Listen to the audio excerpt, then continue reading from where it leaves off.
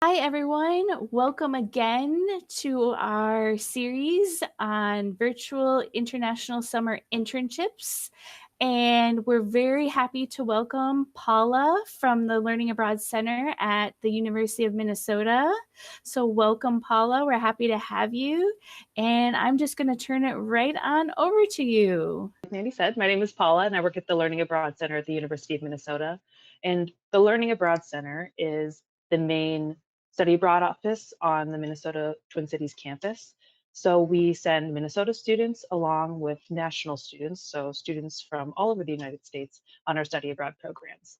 And today I'm going to be talking specifically about our virtual international internships that we're offering in the summer for both Minnesota and for non-University of Minnesota students. What is the VII? That's how we shortened it, a virtual international internship. It's offered by us, and I already gave us a little introduction at the beginning. And it's a new program, clearly because of the times that we're living in. Students are looking for international experience, internship experience. Students during this time are still looking for international experience, work experience, intercultural communication work, while perhaps not being able to leave the United States or study abroad during this time. So we developed these programs for our own students starting this summer, summer 2021, going into fall and spring, and then summer 2020 is when we started it, going into fall and spring. And then in summer 2021, we're opening just the summer section due to tuition stuff, just the summer section to non-University of Minnesota students. And our goal, like I say on the slide here, is to just offer this opportunity for students to have a sort of intercultural experience, be able to learn how to effectively communicate, be productive, working remotely, and have an internship internationally and gain valuable work skills wherever they are, wherever they're working from. For just an overview on how these virtual internships will work, this is the timeline here. About the beginning of June, these are tentative dates, but around June 7th is when they started this summer, and then they end about July 30th. So almost 2 months worth of internship, and the hours per week really depends on the placement. And I really want to stress that even though you may have a preference between 15 and 20 hours, it really just depends on the internship. And you won't know where exactly your internship will land hours-wise until you are placed. So just prepare for 20 hours per week, but you may only have 15. It just really depends on the nature of your internship. But just so you know, you can't be like, okay, I'm looking for 17 hours. That's what I'm looking for, because that can't be guaranteed. So it's a little bit flexible there. In preparing for the most probably is the best plan.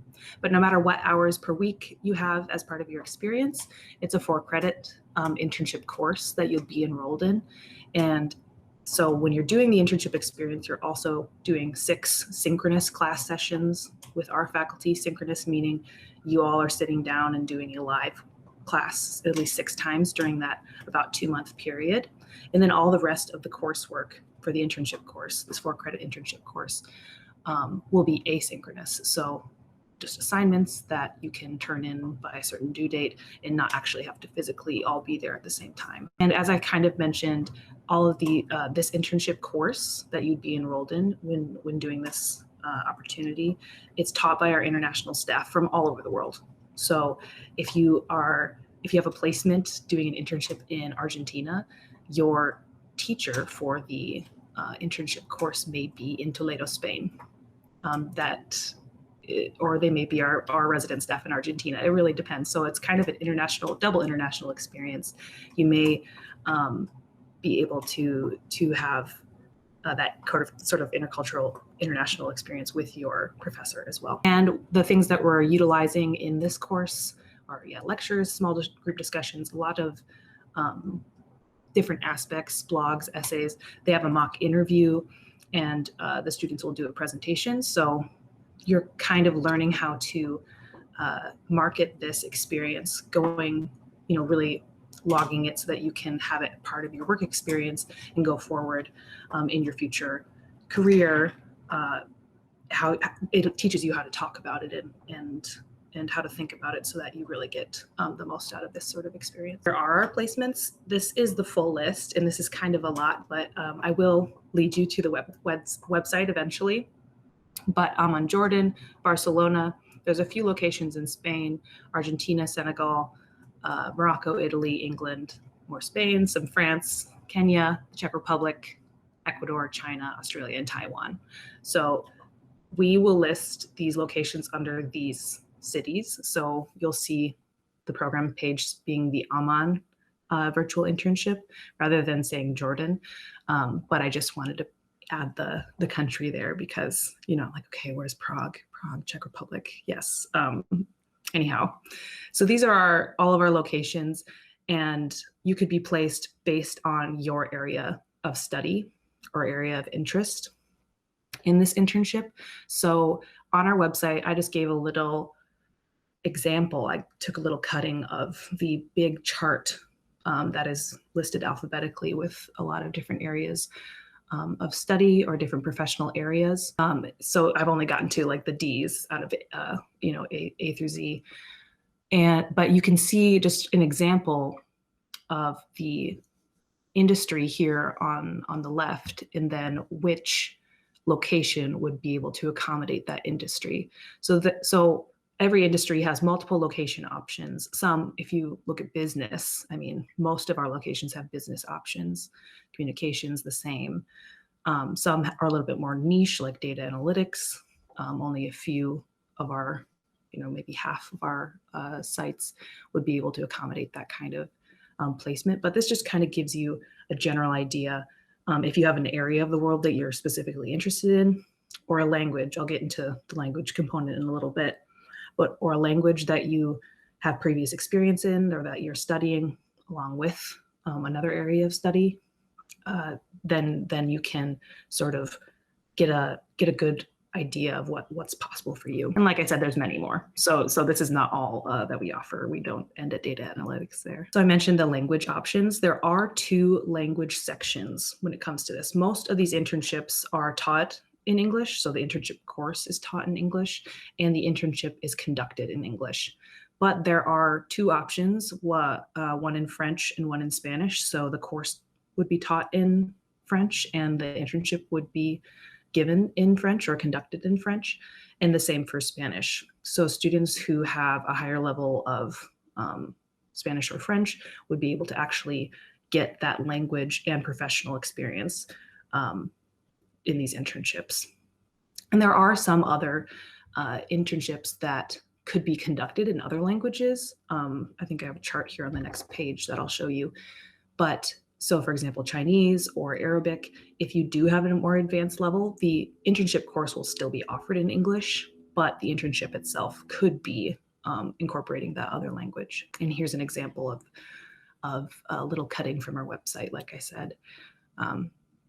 This is the whole chart that you'll see there, and I'll link that at the end of the presentation. But you can just see that everywhere but our Quito location, Quito, Ecuador, the internships are only conducted in Spanish there, but otherwise English is an option in all the other locations. So I wanted to share some examples to make it a little bit more tangible for you all.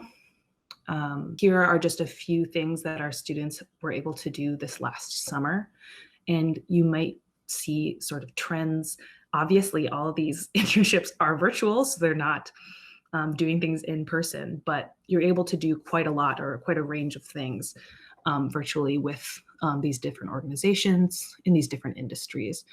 So the Montpellier example, social media specialist, it could be a very easily placed internship. I mean, social media could be possible in almost any location for obvious reasons. Virtual, you're living on the internet anyway. So, but you'll see in these examples that there are different industries. So where in that chart this internship could fall.